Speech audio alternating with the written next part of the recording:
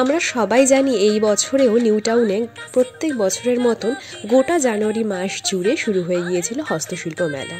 তো আমরাও সবাই মিলে চলে গেছিলাম সেখানে।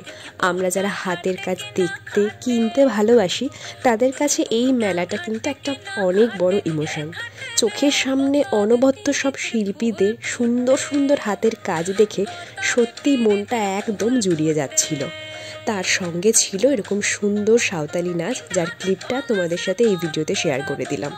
চোখের সামনে প্রত্যেকটা শিল্পীদের হাতের কাজগুলো দেখে না আমরা প্রত্যেকে মুগ্ধ হয়ে যাচ্ছিলাম। তোমরা কিন্তু অবশ্যই কমেন্টে জানিও কে কে গিয়েছিলে এই বছর হস্তশিল্প মেলায়।